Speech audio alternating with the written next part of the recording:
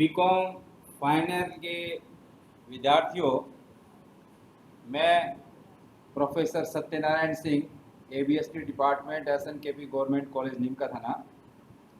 आपके एबीएसटी का जो फर्स्ट पेपर बीकॉम फाइनल में है, जिसका नाम ऑडिट एंड मैनेजमेंट अकाउंटेंसी है, अंकेक्षण एवं प्रबंध लेखांकन, इस विषय के लेक्चर अपने अभी चल रहे हैं।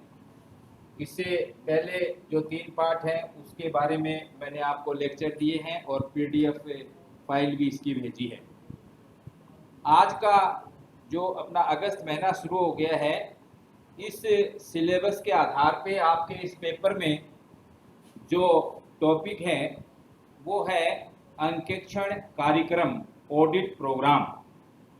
अब आज मैं आपको ये बताना चाहूँगा कि ऑडिट प्रोग्राम क्या होता है, ऑडिट प्रोग्राम के क्या उद्देश्य होते हैं और ऑडिट प्रोग्राम की रचना किस प्रकार से की जाती है, किन किन बातों का इसकी ड्राफ्टिंग करते समय, कंस्ट्रक्शन करते समय आपको ध्यान रखना है।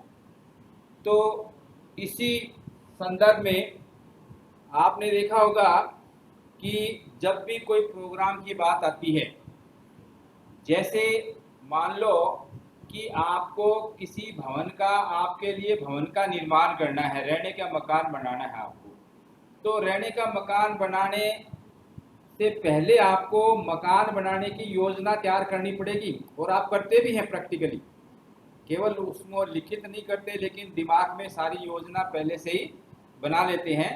और आजकल तो आर्किटेक्चर के द्वारा पहले से योजना बना ली जाती है।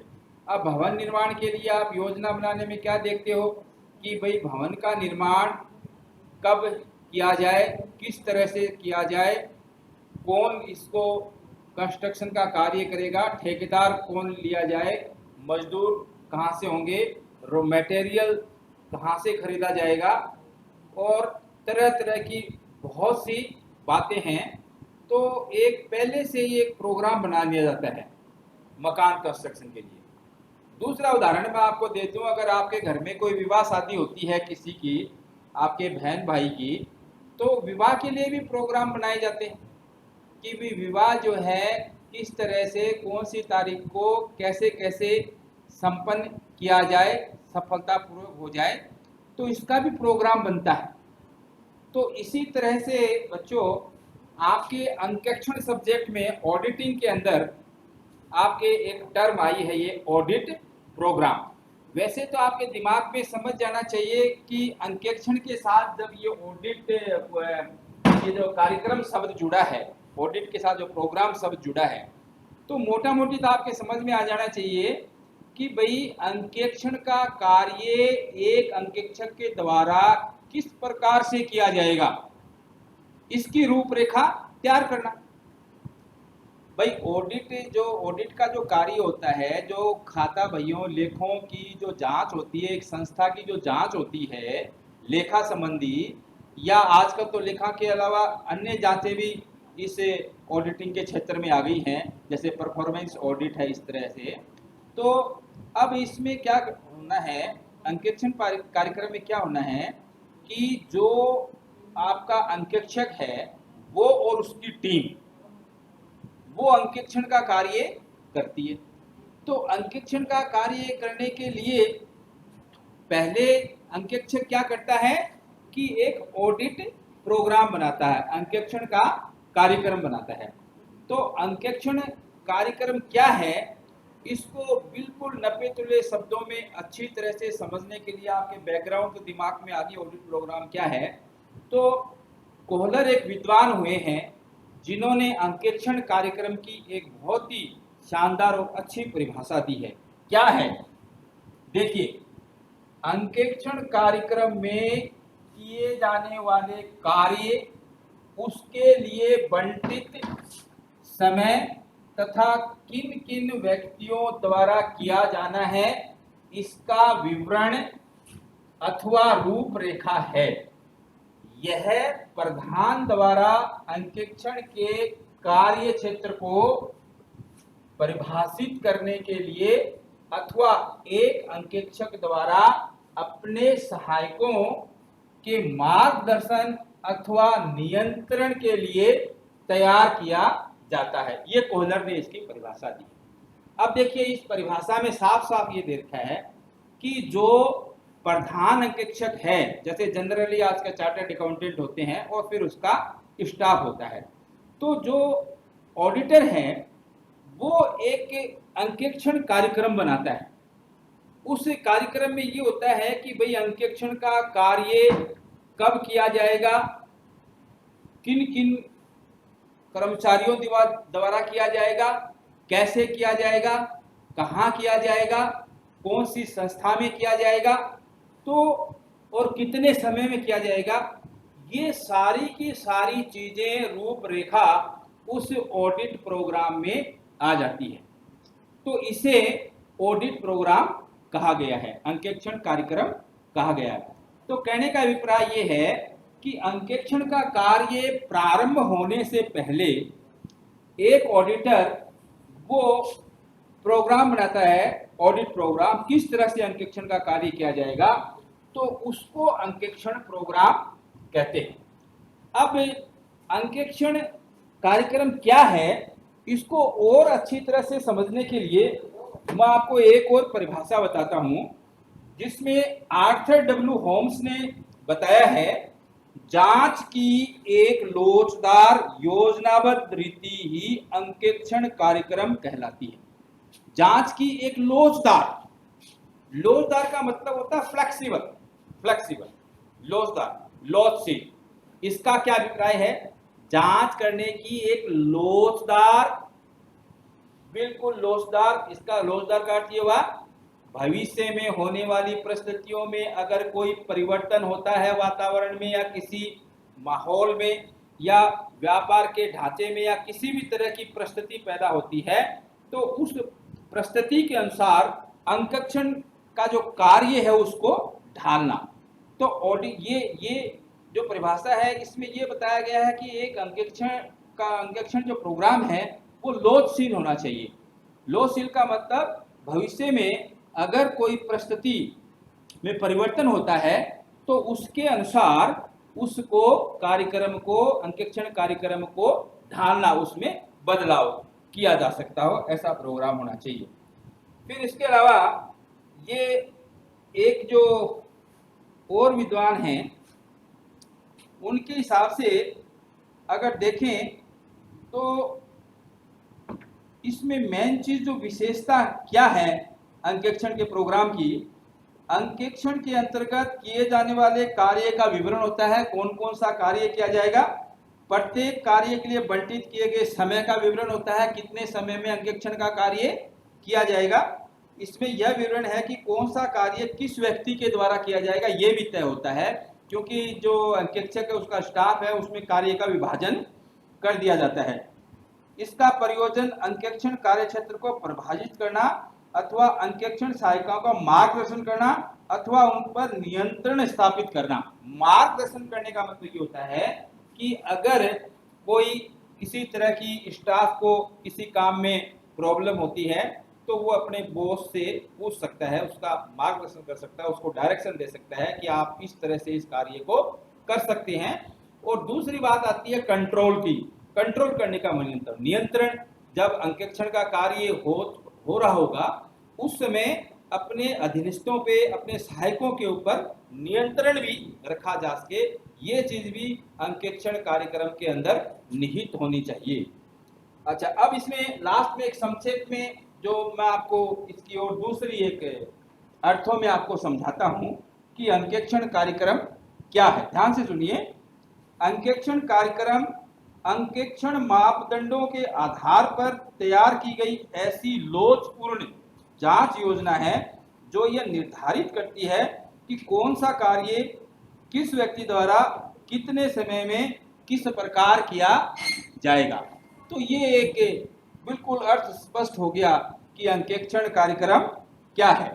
अब ऑडिटिंग स्टैंडर्ड्स कुछ बने हुए हैं, ऑडिटिंग स्टैंडर्ड्स बने हुए हैं, उनके अनुसार, उनके आधार पे जांच होनी चाहिए। जो अंकेक्षण के मापदंड हैं उनके हिसाब से जांच करनी है और इसमें ऑडिट जो प्रोग्राम है उसमें फ्लेक्सिबिलिटी भी होनी चाहिए, लोचशीलता भी होनी चाहिए, परिस्थितियों के अनुसार उसमें परिवर्तन भी किया जा सकता है। अब ये बात आती है कि ये जो ऑडिट प्रोग्राम है, अंकेक्षण कार्यक्रम, इसके क्या उद्देश्य है, क्या उद्देश्य है, ऑब्जेक्ट्स ऑफ ऑडिट प्रोग्राम। तो ऑब्जेक्ट्स में नंबर 1, ग्राहक की लेखा प्रणाली नीतियों तथा आंतरिक नियंत्रण प्रावधानों के संबंध में जानकारी प्राप्त करना। जो कस्टमर है, यानी जहां अंकेक्षक को जाकर के अंकेक्षण का कार्य करना है, उस ग्राहक के लेखा प्रणाली के बारे में जानकारी प्राप्त करना और वहां जाके देखना कि आंतरिक नियंत्रण की क्या व्यवस्था है, इंटरनल कंट्रोल और इंटरनल चेकिंग जो सिस्टम है वो उस संस्था में किस प्रकार है, इसका पता लगाना। यह दूसरा, यह निर्धारित करना कि आंतरिक नियंत्रण पर किस सीमा तक निर्भर रहा जा सकता है। ऑडिटर ये जानना चाहता है कि जो इंटरनल कंट्रोल और इंटरनल चेकिंग उस संस्थान में चल रही है, उसको देख करके ये अंदाज उसको लगाना चाहिए कि उस पर कितना निर्भर रहा जा सकता है। जो अंकेक्षण प्रविधियां अपनानी है उनका स्वभाव, समय तथा सीमा निर्धारित करना, ये ऑडिट प्रोग्राम का उद्देश्य है कि जो भी प्रोसेस होगी ऑडिट करने की, वो प्रोसेस क्या होगी और उसकी नेचर, स्वभाव किस तरह का होगा, कितना समय लगेगा, कितने समय के अंदर ये ऑडिट का काम है वो संपन्न हो जाना चाहिए, ये सब निर्धारित करना अंकेक्षण कार्यक्रम का उद्देश्य है। और एक उद्देश्य इसका और है कि जो अंकेक्षण का जितना भी कार्य किया जाना है विभिन्न कर्मचारियों द्वारा, सहायकों के द्वारा, तो अंकेक्षण कार्यक्रम के का उद्देश्य ये हो जाता है कि सारे जो स्टाफ है उसमें समन्वय स्थापित करना, कोऑर्डिनेशन। कोऑर्डिनेशन का अर्थ होता है कि एक कर्मचारी दूसरे कर्मचारी से मिलकर अच्छी तरह से काम कर सके, उनमें आपस में काम करने का फ्लो होना चाहिए, आपस में सामंजस्य होना चाहिए। तो ये कोऑर्डिनेशन अंकेक्षण का कार्य करते समय बनाना, ये भी अंकेक्षण कार्यक्रम का, अंकेक्षण प्रोग्राम का उद्देश्य है। तो अब ये जो ऑडिट प्रोग्राम के जो ऑब्जेक्ट्स हैं वो ये महत्वपूर्ण ऑब्जेक्ट्स हैं।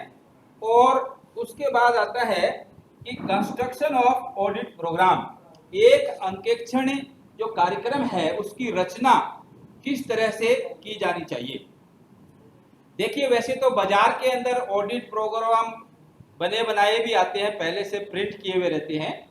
तो उन ऑडिट प्रोग्राम्स जो बाजार में अवेलेबल है प्रिंटेड, उन प्रोफॉर्मों के आधार पे आप ऑडिट प्रोग्राम किसी संस्था का वैसे हूबहू तो नहीं बना सकते, क्योंकि अलग अलग संस्थाओं में अलग अलग प्रकार की क्रियाएं, अलग अलग प्रकार का व्यापार, अलग अलग विधियां हैं।